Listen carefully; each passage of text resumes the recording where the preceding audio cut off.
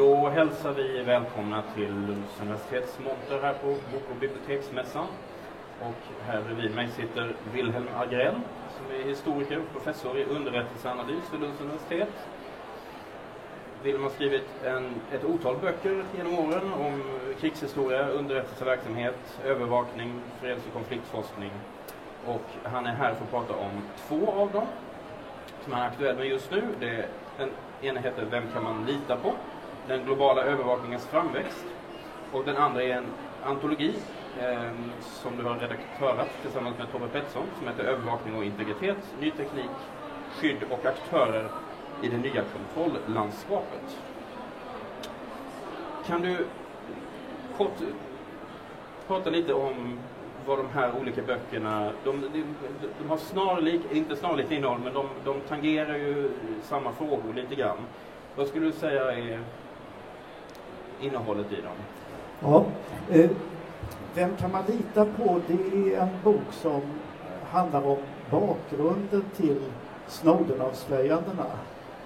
2013 så kom ju material som härstammade från Edward Snowden och slog igenom i media och skapade väldigt stora rubriker.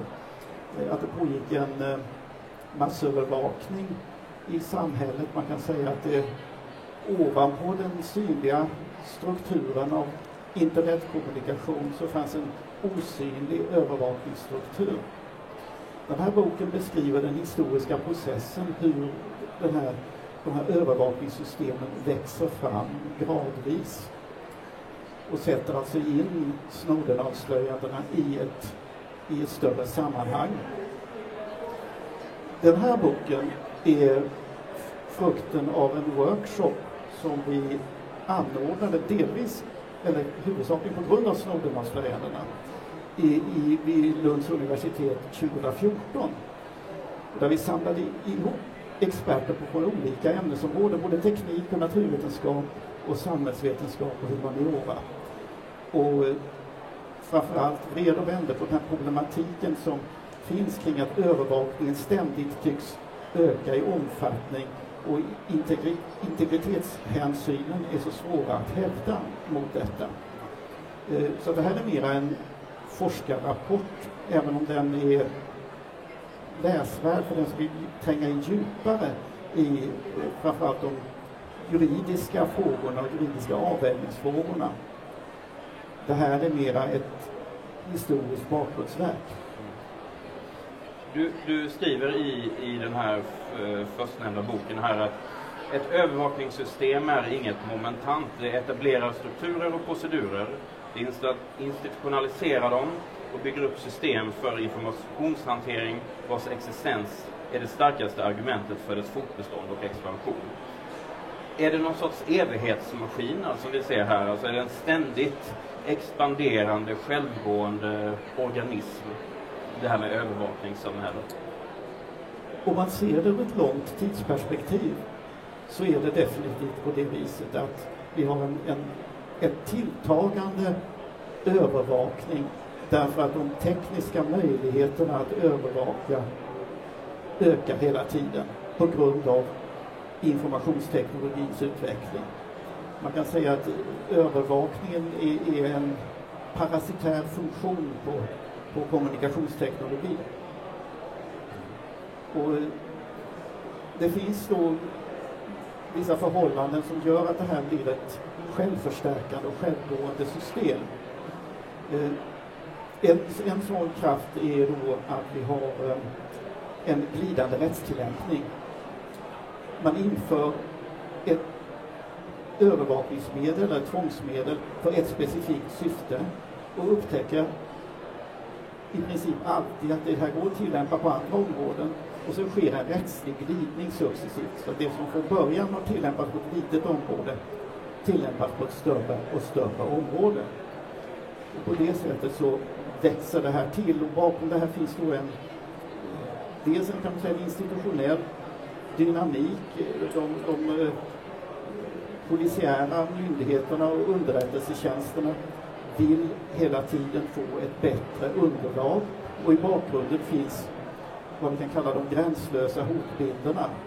Vi har hot som finns hela tiden och som liksom aldrig, vi kan aldrig gardera oss fullt mot dem.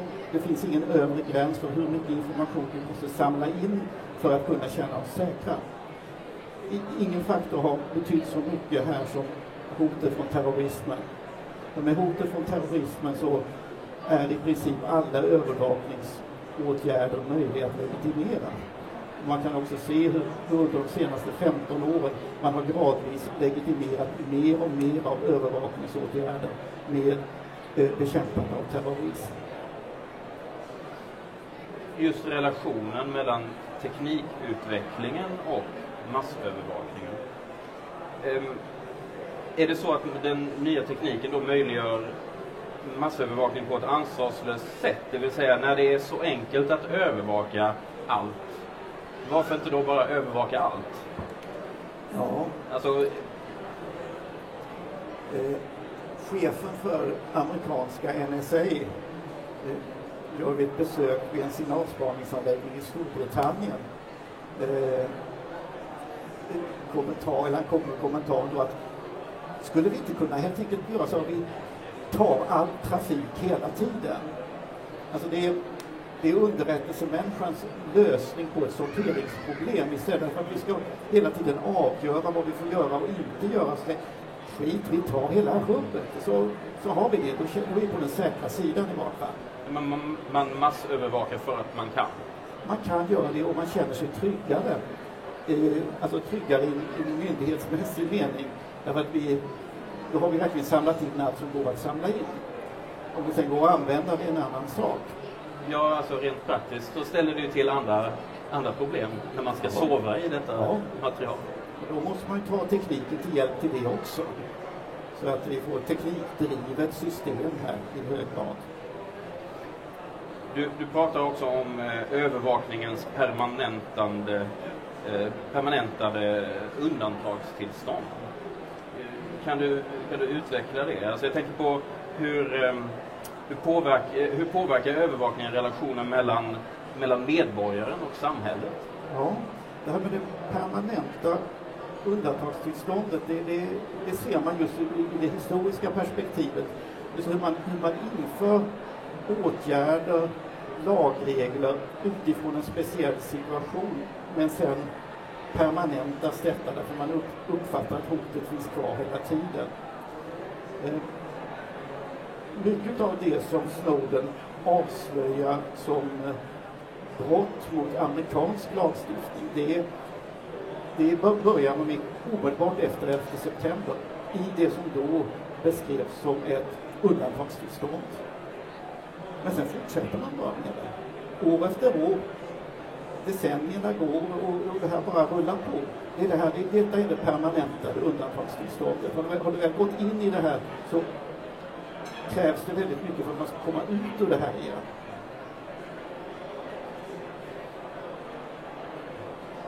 Kan massövervakningen nå en övre gräns? Alltså när når man taket? Eller när det kanske är en tudelad fråga. Alltså, dels en teknikfråga kanske då också, men också vilka så att säga, områden eller arenor som återstår för övervakningssamhället så att säga att erövra. Och för på den gamla analoga tiden så var det här med övre gräns ganska lätt. Man kunde inte mer än lyssna på alla telefonsamtal. Det som har hänt med digitaliseringen, det är ju att oerhört mycket mer av människors liv och samhällsfunktioner finns i det här digitala kommunikationsflödet. Och man kan övervaka hela det här flödet, det är ju det som den här NSA-chefen är ute efter. Låt oss övervaka allt sammans. Då har man ju nått upp till en övre gräns rent tekniskt. Men det är att den här övre gränsen flyttar sig också därför att mer och mer av människors liv finns i den här materien som man samlar in. Alltså när man under andra världskriget avlyssnade telefoner i Sverige så kan man säga att det där påverkade ju många människor, men långt ifrån alla hade telefon. Idag har ju alla sina liv på smartphone. Kan man komma åt det informationsflödet så kan man kartlägga så oerhört mycket mer av av människors liv. Och då kommer vi in på det här förhållandet av det som kallas för metadata. Metadata är inte vad vi skriver i mejl eller vad vi säger på en mobil, utan det är uppgifter om när vi gör detta, hur långt samtalet är, vem informationen går till. I svensk lagstiftning är det så att metadata är inte så starkt skyddat, för det anses inte så integritetskänsligt. Samma sak är det i amerikansk lagstiftning. Därför har underrättelsetjänsterna kunnat äta sig in i metadata. Men metadata på grund av den tekniska utvecklingen blir mer och mer informationsrika. Eller som återigen en av NSA-cheferna har sagt, att om du har tillräckligt mycket metadata så behöver du inte innehållet. Att man kan kartlägga en persons göranden och låtande, var den befinner sig vid olika tidpunkter. Och det är mycket mer informativt än att lyssna på allt strunt som folk kommunicerar sinsemellan. Så om vi kommer in på Edward Snowden då, som du påpekar i boken, så mycket av det han avslöjade var på många sätt känt. Men är både omfattningen av hans avslöjanden som var så mycket så dramatiskt så att säga, att det skilde sig från... Ja, det här är någonting som... Eller är det något som fortfarande diskuteras? Ja, jag skulle säga så här. Några experter var ju framme, internationella experter var framme och sa att nej, men det är ingenting nytt det här. Det nya i Snowden var egentligen, ska jag säga, kraften i avslöjandet, att han publicerade myndigheternas egna dokument om vad de hade gjort. Och att de politiskt ansvariga och myndigheterna som ansvariga inte försökte förneka det. Utan mer eller mindre bekräftade, ja, så här är det, så här måste vi göra. Det var det som var det stora skiftet, att något som kanske i princip var känt bland experterna blev över en natt bokstavligt talat var mans egendom. Om man kunde ta det till sig. Det var inte alla som kunde ta det till sig. Jag kommer ihåg en kommentar i en svensk tidning av en svensk dataexpert som sa, det här kan inte vara sant. Jag menar, Google och Microsoft kan inte samarbeta med underrättelsetjänster. Det skulle de aldrig göra, för de skulle förlora all trovärdighet. Alltså han kunde inte ta till sig detta, fast det var svart på vitt att så här är det. När tror du vi kommer att få så att säga, hela bilden av betydelsen av Snowdens avslöjande? Eller är det redan klart? Kan man redan nu säga att det här konsekvensen av hans avslöjanden är detta? Ja, jag tycker att debatten kring Snowden-avslöjandena sjönk undan väldigt snabbt. På ett sätt som är typiskt. En stor fråga, den får sina 15 minutes of fame. I det här fallet blir det kanske ett halvår. Och sen är journalisterna trötta. Sen är allmänheten trött på det hela. Sen rycker man på axlarna och säger att alla övervakar väl allting, det är ingenting att göra. Så fortsätter man som förut.